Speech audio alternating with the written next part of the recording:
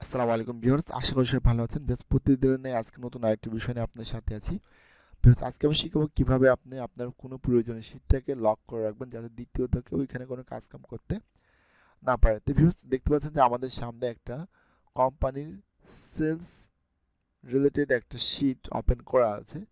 তো এই শীটটা হয়তো আমি কাউকে মেইল করে পাঠাতে যাচ্ছি বা বসকে দিব, কিন্তু কারো মাধ্যমে। তো ভিউয়ার্স, আমি চাচ্ছি যে এই শীটটা আমি যার মাধ্যমে মেইল করব বা যার কাছে দিচ্ছি সে জাস্ট দেখতে পারবে, কোনো কিছু সে লিখতে পারবে না, আবার কোনো কিছু সে কাটতেও পারবে না, জাস্ট দু চোখ ভরে দেখতে পারবে।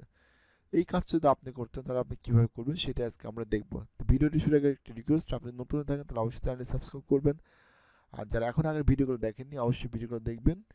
এই ভিডিও ডেসক্রিপশনে যা প্রশ্নের প্লেলিস্ট দেওয়া থাকবে ওখানে ক্লিক করলে পরে ভিডিওগুলো আপনি পেয়ে যাবেন। তো ভিউয়ার্স, আমরা যদি আমাদের শীট থেকে প্রোটেক্ট করতে হয়, তাহলে আমরা যেটা করবো এখান থেকে আমরা জাস্ট রিভিউ মেনুবার আসবো। রিভিউ থেকে আমরা আসবো হচ্ছে প্রোটেক্ট শিট। আমরা গত ক্লাসে এই কাজগুলো দেখেছি, যা দেখেন দেখবেন। তারপরে প্রোটেক্ট শিটে ক্লিক করবো, এরপরে এখানে আমরা পাসওয়ার্ড দিয়ে দেবো, এরপর জাস্ট ওকে সেম পাসওয়ার্ড আবার দেবো, এরপরে ওকে। বিকজ এখন দেখেন আমি এখানে কোনো কিছু লিখতে পারবো না, আবার কোনো কিছু কিন্তু কাটতেও পারবো না।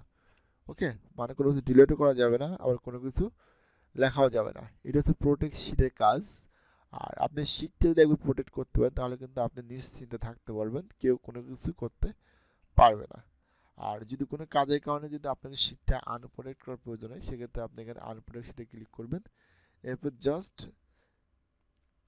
আপনি আপনার লক নাম্বারটা দিবেন, যেটা দিয়ে লক করেছে এবং ওকে করুন, তাহলে দেখবেন যে এটা আপনার কিন্তু আনপ্রোটেক্ট হয়ে গেছে। এখন আপনি চাইলে কোনো কিছু কাটতেও পারবেন, আবার কোনো কিছু চাইলে পরে লিখতেও পারবেন। ঠিক আছে, এইরকমভাবে কিন্তু আপনি আপনার ওয়ার্কশিটটাকে প্রোটেক্ট করতে পারবেন। আর প্রোটেক্ট ওয়ার্কবুক বা শেয়ার ওয়ার্কবুক খুব একটা কাজে আসে না, জাস্ট আমাদের প্রোটেক্ট শিটটাকে ভালোভাবে জানতে হবে। তো যদি আজকে ভিডিওটি আপনার ভালো লাগে অবশ্যই একটা লাইক করবেন, আর অবশ্যই আমাদের চ্যানেলটিকে সাবস্ক্রাইব করবেন এরকম নতুন নতুন ভিডিও পেতে চাইলে পরে। তো সবাই ভালো থাকবেন, সুস্থ থাকবেন, পরবর্তীতে দেখা হচ্ছে নতুন কোনো ভিডিও নিয়ে।